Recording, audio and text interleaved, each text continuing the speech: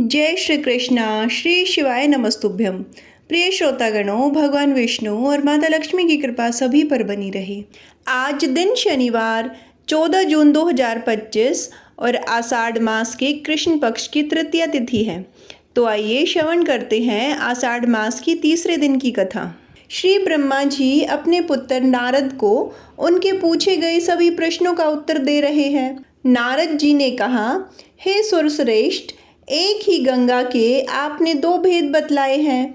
एक तो वह है जो गौतम नामक ब्राह्मण के द्वारा लाया गया और दूसरा अंश भगवान शंकर की जटा में ही रह गया, जिसे क्षत्रिय राजा भागीरथ लेकर आए। अतः उसी का प्रसंग आप मुझे सुनाइए। नारद जी की बात सुनकर श्री ब्रह्मा जी बोले, हे देव ऋषि, वैवस्वत मनु के वंश में राजा इक्ष्वाकु कुल में सगर नाम के एक अत्यंत धार्मिक राजा हुए। वे यज्ञ करते करते दान देते और सदा धार्मिक आचार विचार में रहा करते थे। उनकी दो पत्नियां थीं। वे दोनों ही पति भक्ति परायण थीं, किंतु उनमें से किसी को भी संतान नहीं हुई। इसलिए राजा के मन में बड़ी चिंता थी।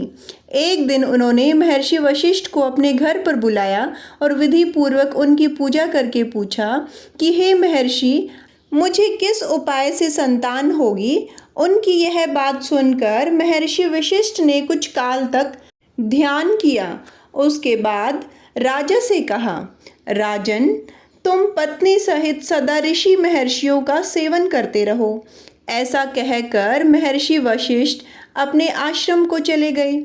एक समय की बात है, राज ऋषि सगर के घर पर एक महान तपस्वी पधारे हुए थे।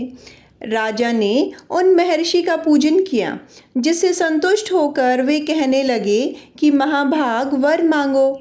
यह सुनकर राजा ने पुत्र होने की प्रार्थना की।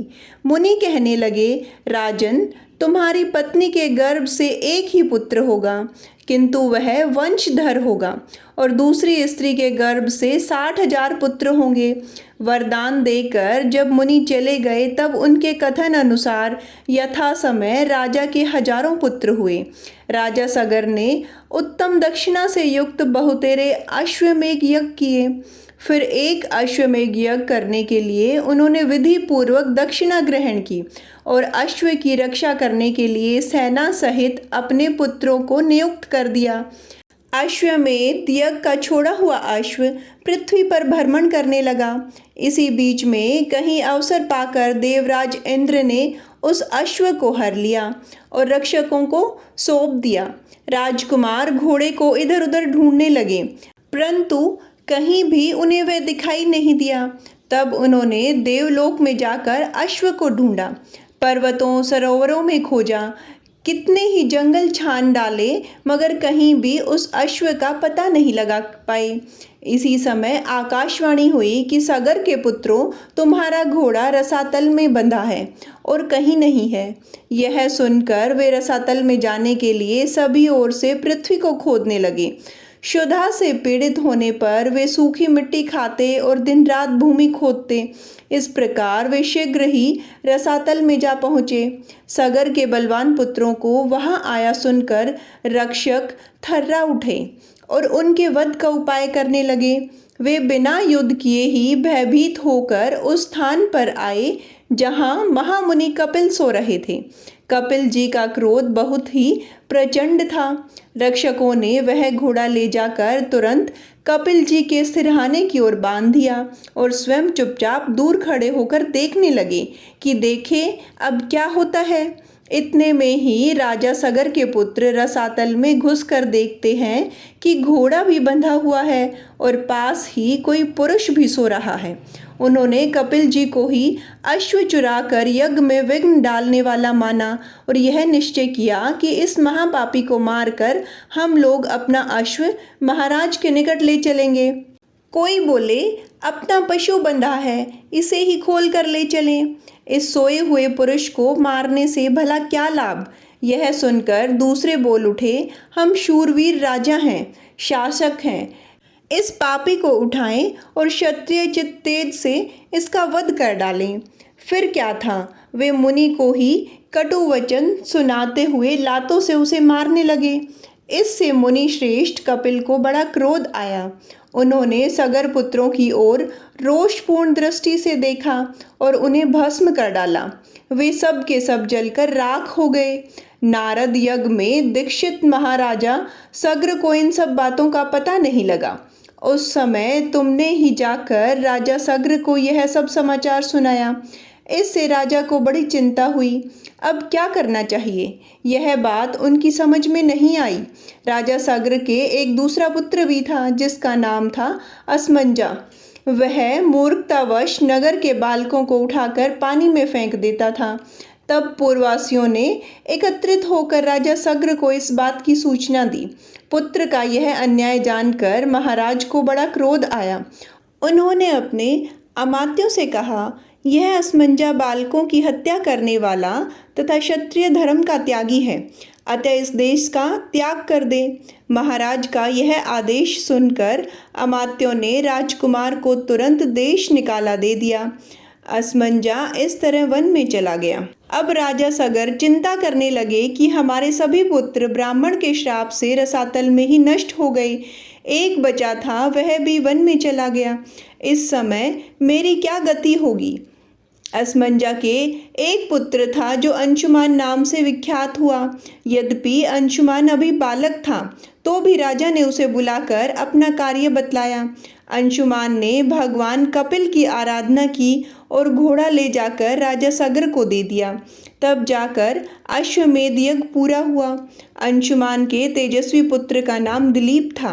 दिलीप के पुत्र परम बुद्धिमान भगीरथ हुए।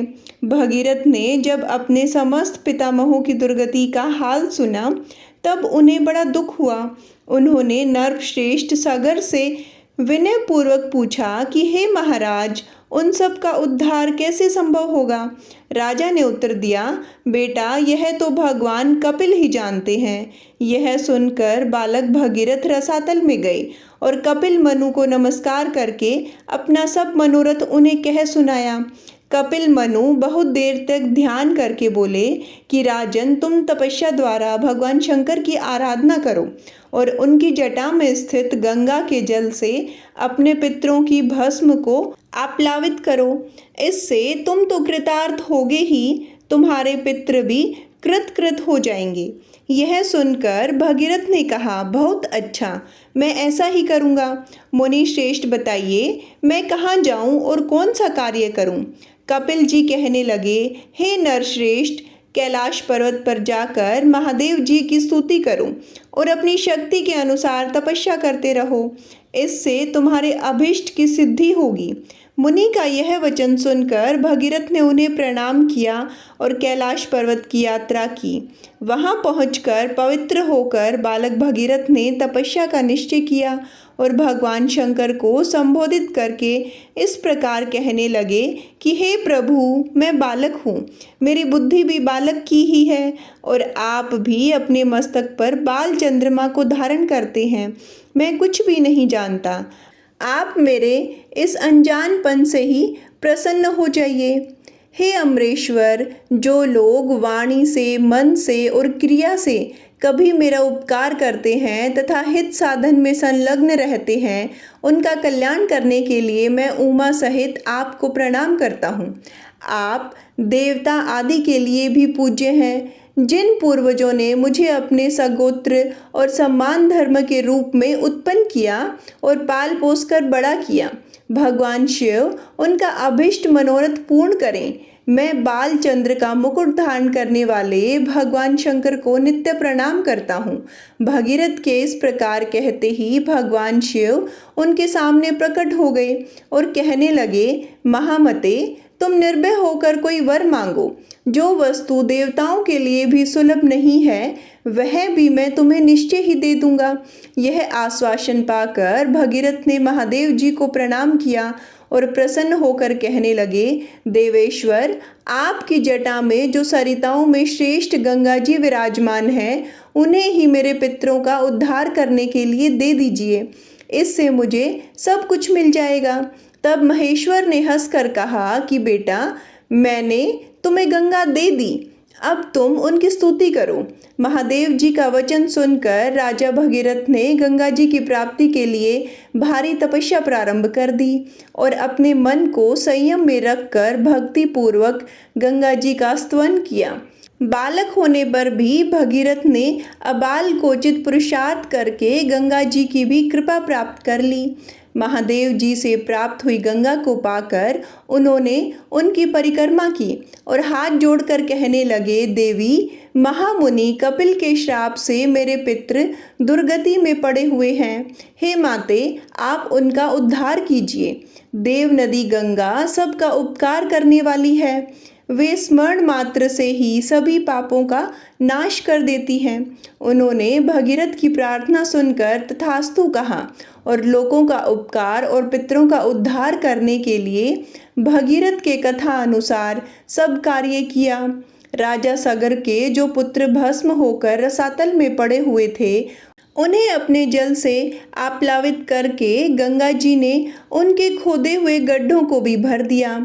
महामुनि, इस प्रकार तुम्हें क्षत्रिय गंगा का वृतांत सुनाया।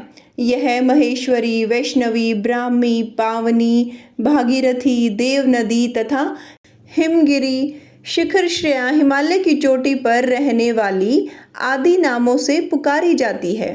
इस प्रकार महादेव जी की जटा में स्थित गंगा का जल दो स्वरूपों में विभक्त हुआ।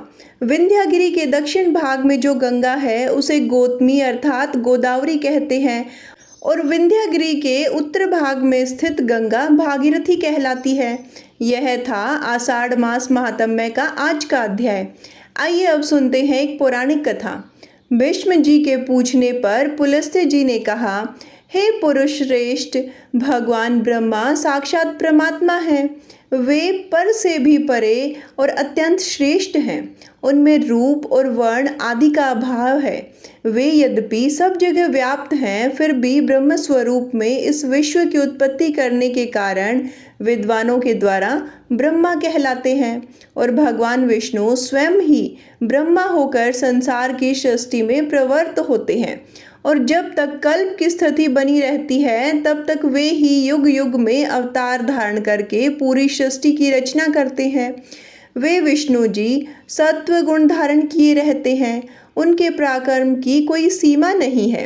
राजन, जब कल्प का अंत होता है तब वे ही अपना तम प्रधान रौद्र रूप प्रकट करते हैं और अत्यंत भयानक आकार धारण करके संपूर्ण प्राणियों का संहार कर डालते हैं।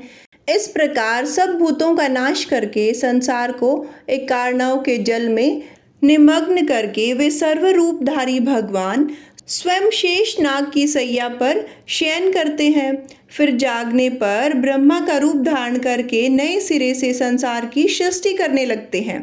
इस तरह एक ही भगवान जनार्दन सृष्टि पालन और संहार करने के कारण ब्रह्मा, विष्णु और शिव नाम धारण करते हैं।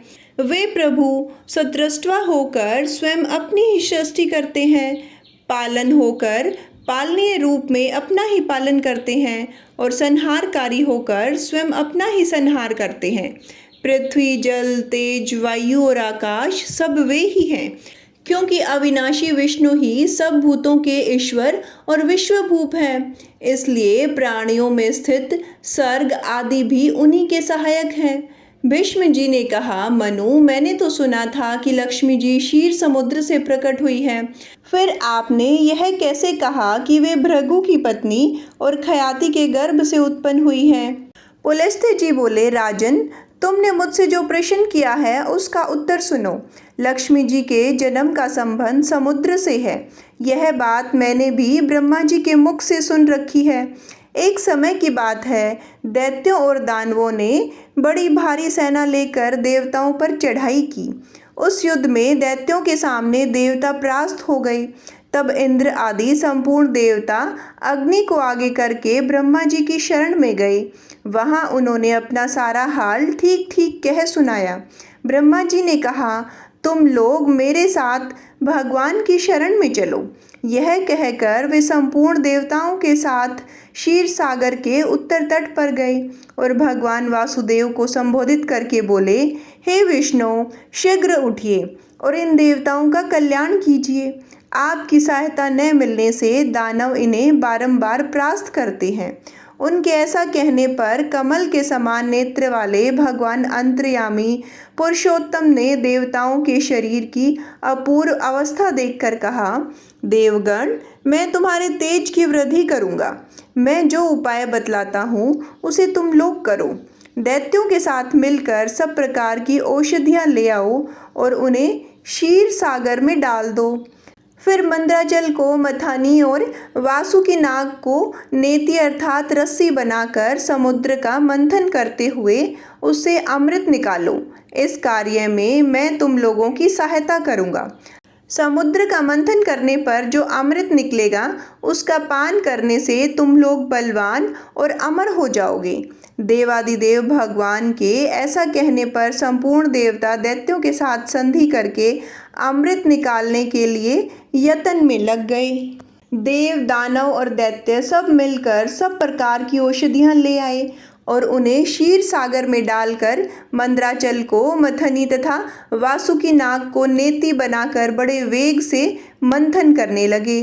भगवान विष्णु की प्रेरणा से सब देवता एक साथ रहकर वासुकी की पूंछ की ओर हो गए और दैत्यों को उन्होंने वासुकी के सिर की ओर खड़ा कर दिया। भीष्म जी वासुकी के मुख की सांस तथा विष अग्नि से झुलस जाने के कारण सब दैत्य निस्तेज हो गए।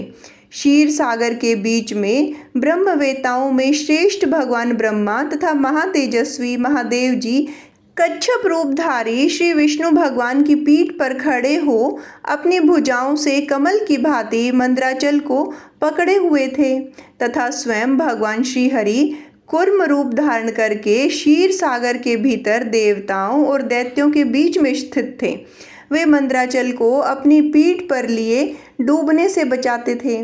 तदंतर जब देवता और दानवों ने क्षीर समुद्र का मंथन आरंभ किया तब पहले पहल उससे देव पूजित सुरभि अर्थात कामधेनु का आविर्भाव हुआ, जो हविष अर्थात घी और दूध की उत्पत्ति का स्थान मानी गई। तत्पश्चात वारुणी अर्थात मदिरा देवी प्रकट हुई, जिसके मद भरे नेत्र घूम रहे थे। वह पग पग पर लड़खड़ाती चलती थी। उसे अपवित्र मानकर देवताओं ने त्याग दिया। तब वह असुरों के पास जाकर बोली, दानवों, मैं बल प्रदान करने वाली देवी हूँ, तुम मुझे ग्रहण करो। दैत्यों ने उसे ग्रहण कर लिया।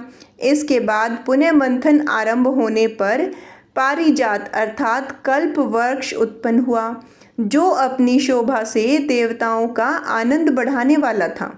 तदंतर 60 करोड़ अप्सराएं प्रकट हुई, जो देवता और दानवों के सामान्य रूप से भोग्य हैं। जो लोग पुण्य कर्म करके देवलोक में जाते हैं उनका भी उनके ऊपर समान अधिकार होता है।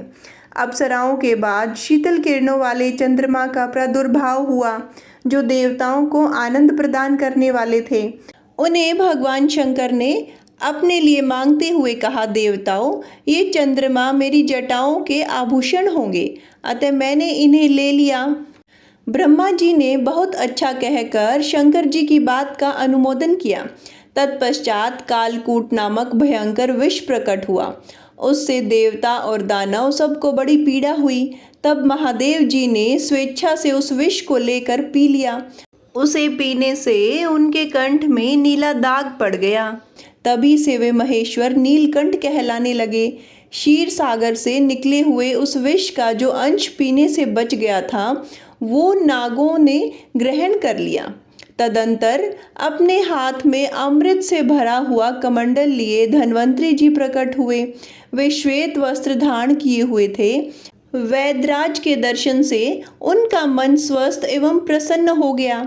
इसके बाद उस समुद्र से उच्चश्रवा घोड़ा और ऐरावत नामक हाथी, ये दोनों कर्मशः प्रकट हुए।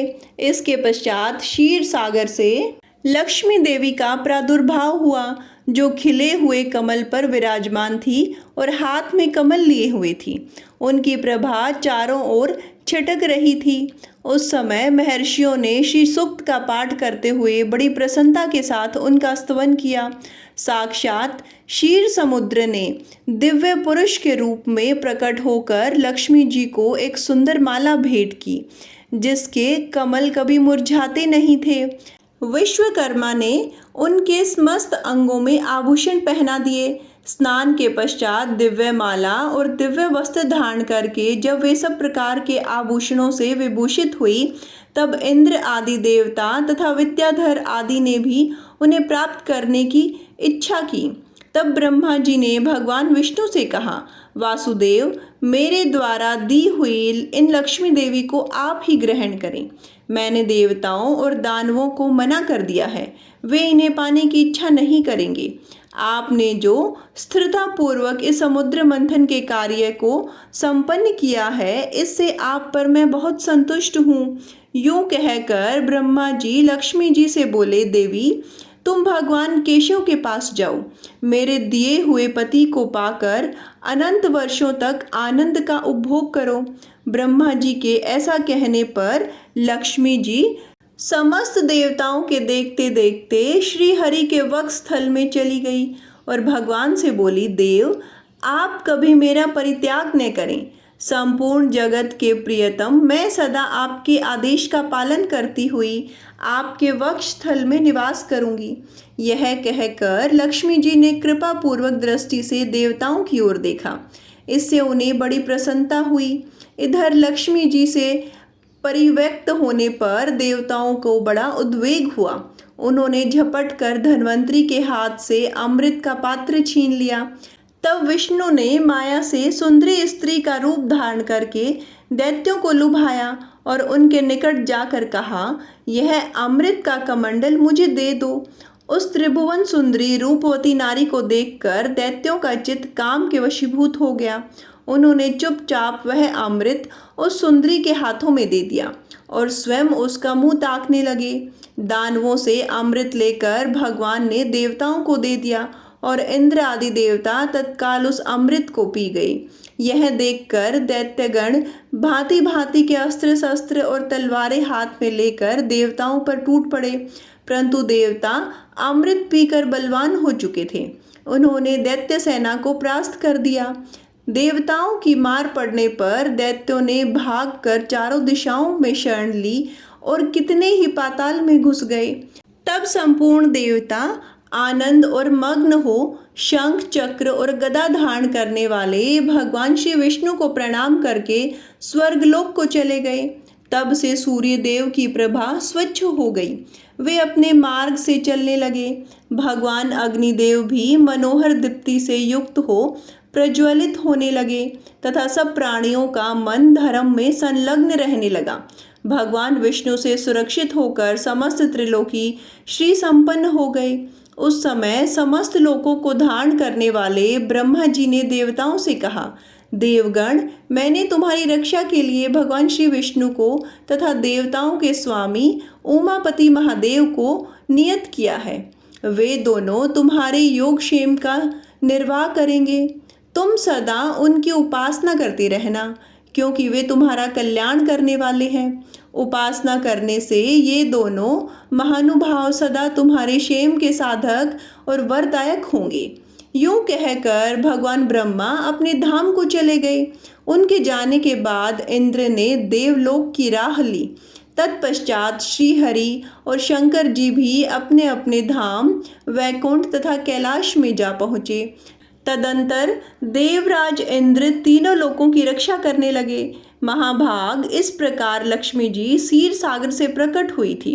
यद्यपि वे सनातनी देवी हैं, तो भी एक समय भृगु की पत्नी ख्याति के गर्भ से भी उन्होंने जन्म ग्रहण किया था। भीष्म जी ने कहा, आपके मुख से यह सब प्रसंग मैंने सुना।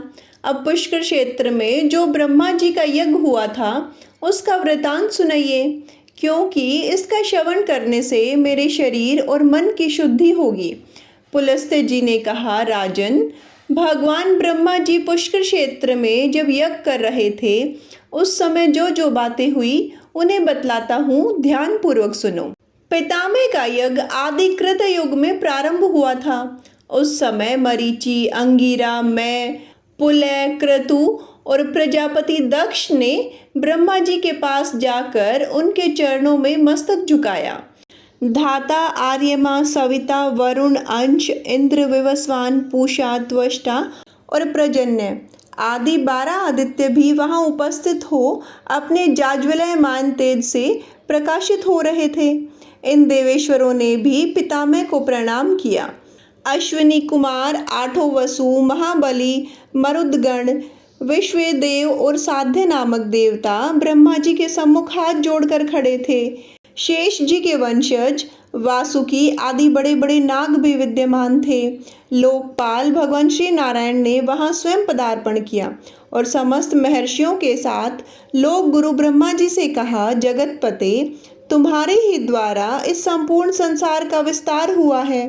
तुमने ही इसकी सृष्टि की है, इसलिए तुम संपूर्ण लोकों के ईश्वर हो। यहाँ हम लोगों के करने योग्य जो तुम्हारा महान कार्य हो उसे करने की हमें आज्ञा दो।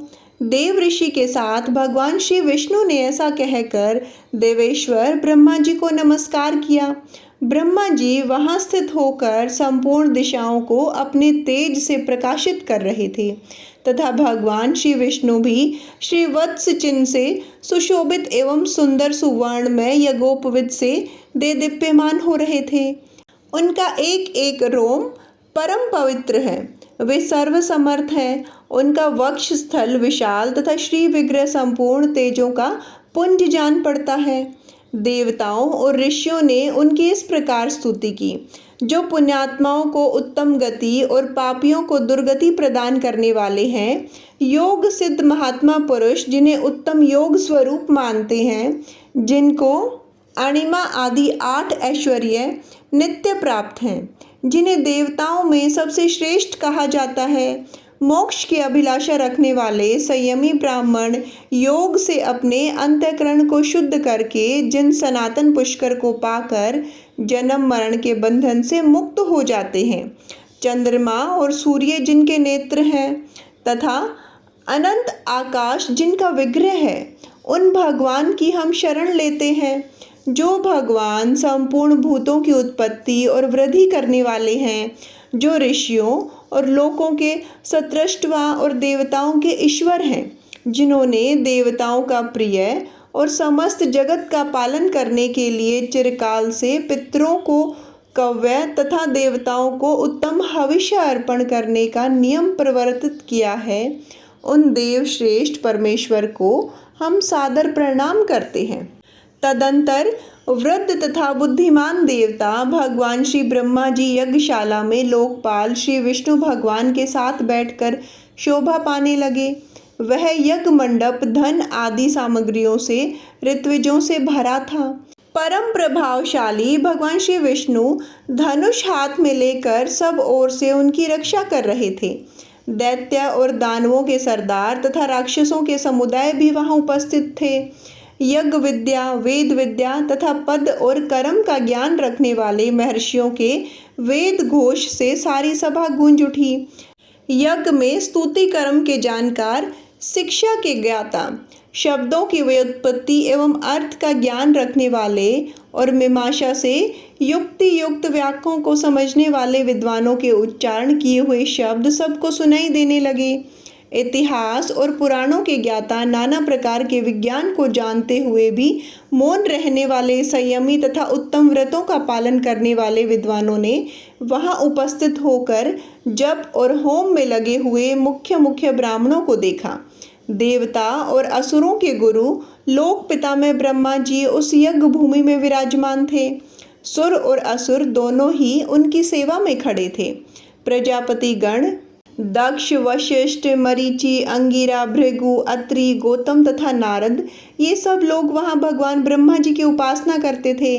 आकाश, वायु, तेज, जल, पृथ्वी, शब्द, स्पर्श, रूप, रस, गंध, ऋग्वेद, यजुर्वेद, सामवेद, अथर्ववेद, व्याकरण, निरक्त, कल्प, शिक्षा, आयुर्वेद, धनुर्वेद, मीमांसा, गणित, गज विद्या, अश्व विद्या और इतिहास, इन सभी से विभूषित संपूर्ण वेद भी मूर्तिमान होकर ओंकार युक्त महात्मा ब्रह्मा जी की उपासना करते थे।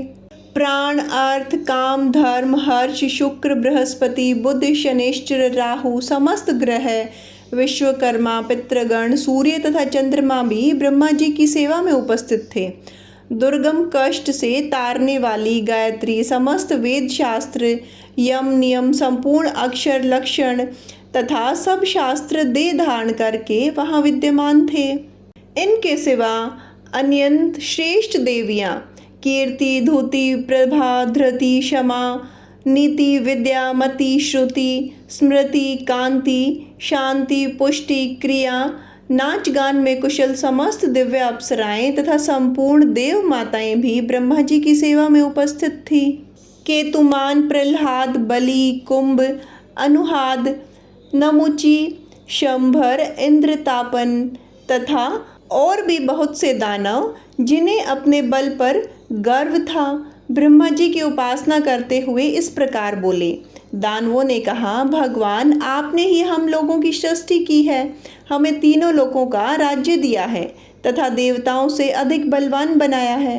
पितामह, आपके इस यज्ञ में हम लोग कौन सा कार्य करें? हम स्वयं ही कर्तव्य का निर्णय करने में समर्थ हैं। अदिति के गर्भ से पैदा हुए इन बेचारे देवताओं से क्या काम होगा? ये तो सदा हमारे द्वारा मारे जाते और अपमानित होते रहते हैं। फिर भी आप तो हम सब के ही पितामह हैं, अतः देवताओं को भी साथ लेकर यज्ञ पूर्ण कीजिए। यज्ञ समाप्त होने पर राजलक्ष्मी के विषय में हमारा देवताओं के साथ फिर विरोध होगा, इसमें तनिक भी संदेह नहीं है।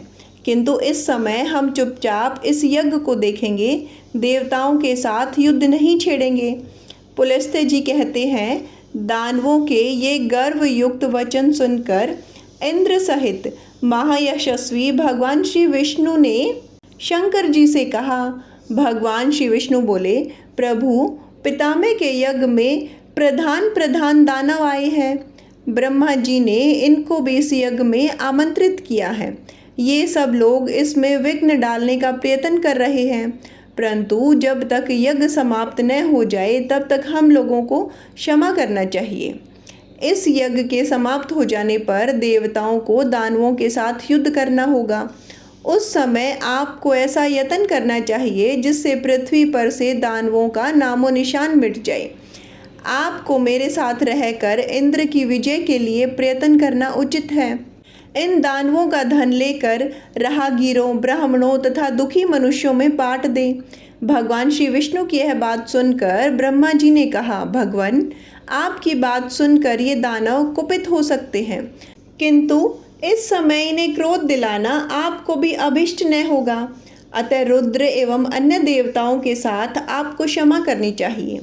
सतयुग के अंत में जब यह यज्ञ समाप्त हो जाएगा, उस समय मैं आप लोगों को तथा इन दानवों को विदा कर दूंगा।